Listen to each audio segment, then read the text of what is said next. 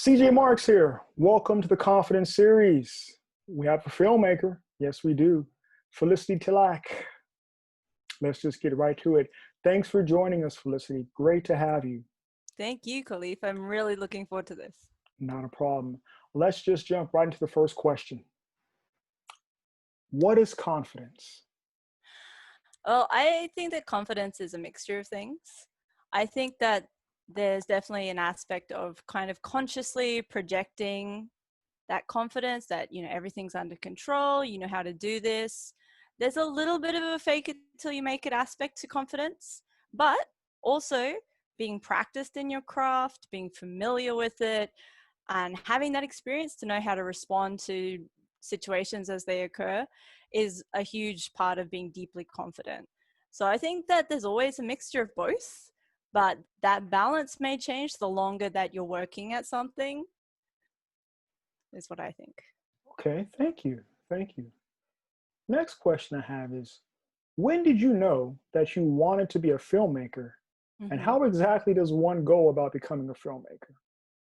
Well, reflecting on this question, I realized that I've been wanting to make movies since I was a kid Okay. because I've always loved stories. And so I've been writing them forever, and then I've been reading a lot of stories as well. Okay. And so I could always imagine these stories really clearly in my head, like a movie playing out. And, I'd start casting actors for them, and I'd choose what songs would go in it. And whenever a book that I loved was adapted in a particularly disappointing way, I'd always think, one of these days I'm going to remake that. It's going to be amazing. Um, so I've been wanting to do filmmaking for a long time, but when I seriously started getting into it, I started pretty slow.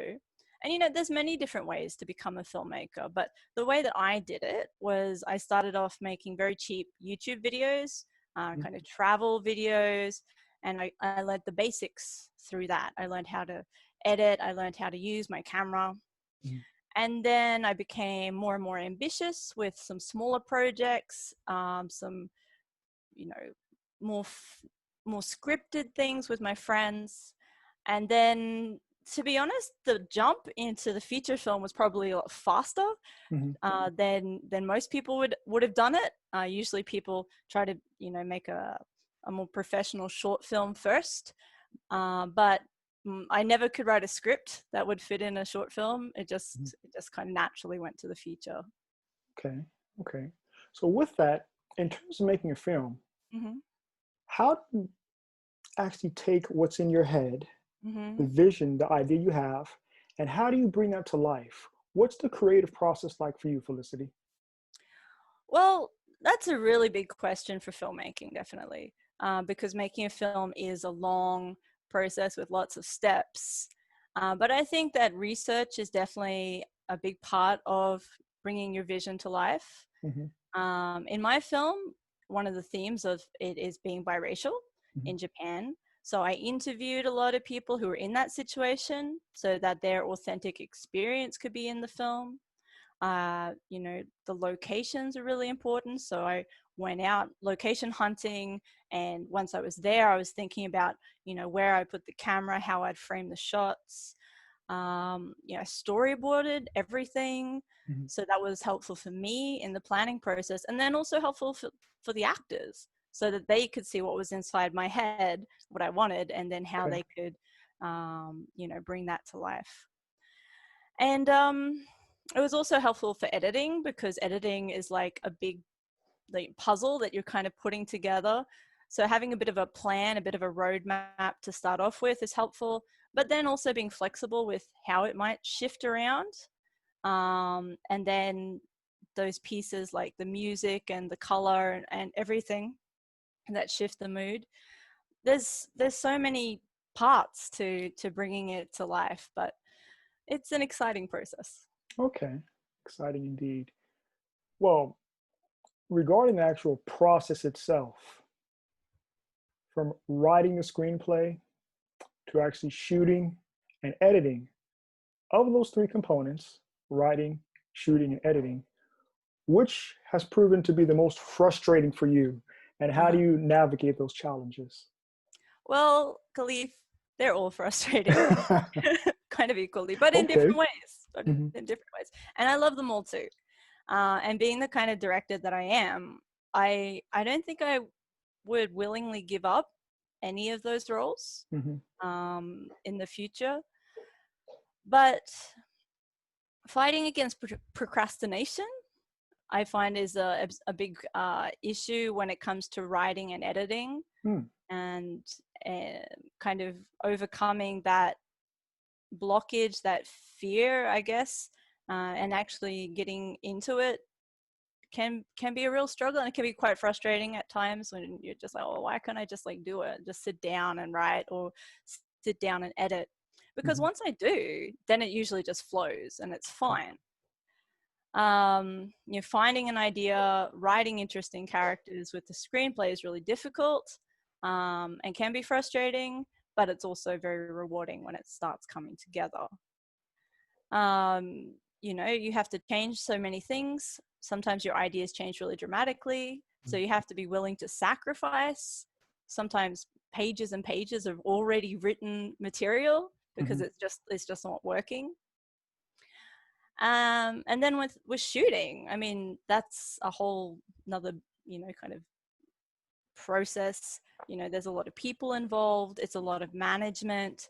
You have to have a detailed shot list. You have to bring every piece of equipment that you own.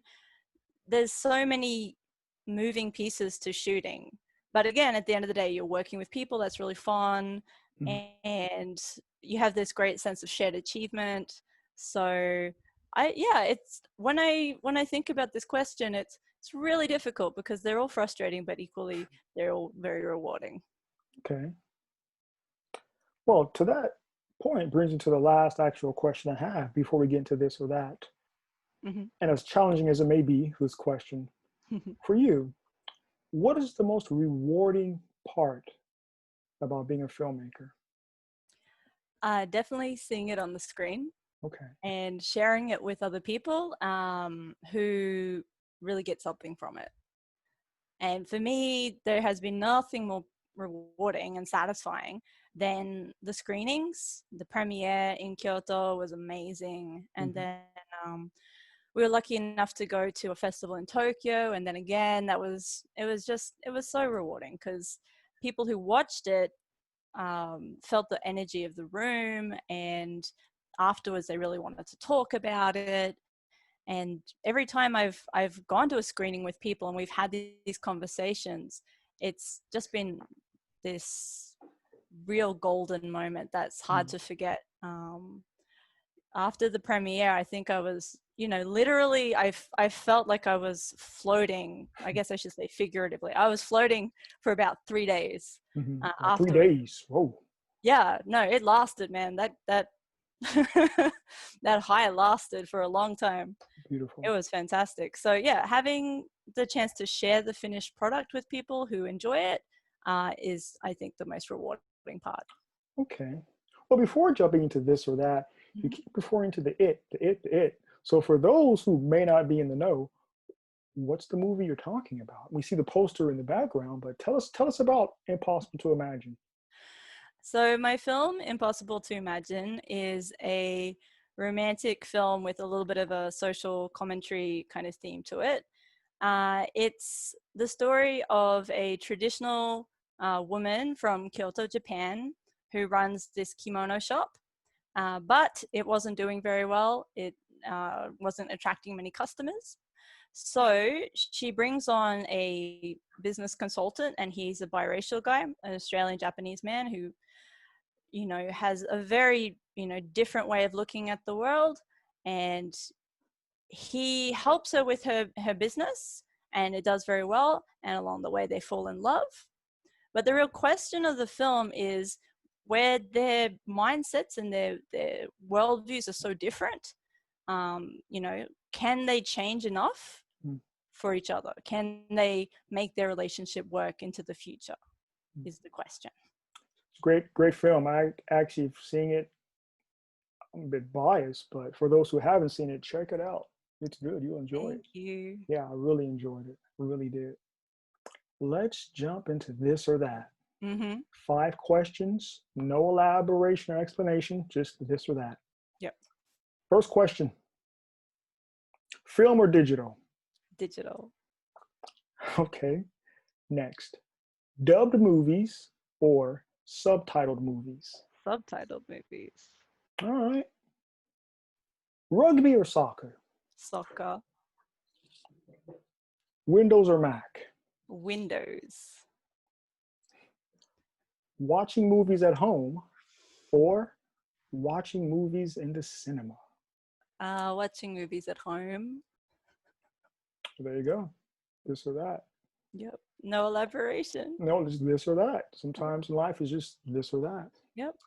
Felicity, this has been a pleasure, a joy. For those who may not know, all the good things that I've learned about editing and light work and sound, Felicity taught me. All the bad things, all the bad habits, those are still mine. So that's on me. But all the good things I've learned from Felicity. So you're a Well, pro. you've done very well. I'm gonna Oh, ask you some wow. questions about your flow later. And Okay. also, I like your background. Very simple. Very. I haven't done the same, but Well, very simple. I like it. thank you. Coming from you, Felicity, that is a big compliment. So thank you. Before we get out here, any last things you want to say or about the film or just in general? What's next for you? Well, excitingly, the film will be part of a festival, the Fusion Festival in Spain in October. Whoa, And okay. that'll be online thanks to coronavirus, but it's still very exciting to be a part of it. And in November, it will be screened in my hometown in Australia. So I'm Beautiful. super pumped for that. Can't wait. Excellent. Wonderful. Again, for those who haven't seen it, please check it out. Impossible to Imagine. It is a great movie. You will enjoy it. You'll be educated and entertained. Felicity, thank you so much for joining us. It has been a pleasure. Always good seeing you. You too, And mate. we're looking forward to the next time we're able to hang out. Yeah, me too. Looking forward to it. All right. Take care of yourself. Be well. Bye bye. Thank you. Bye.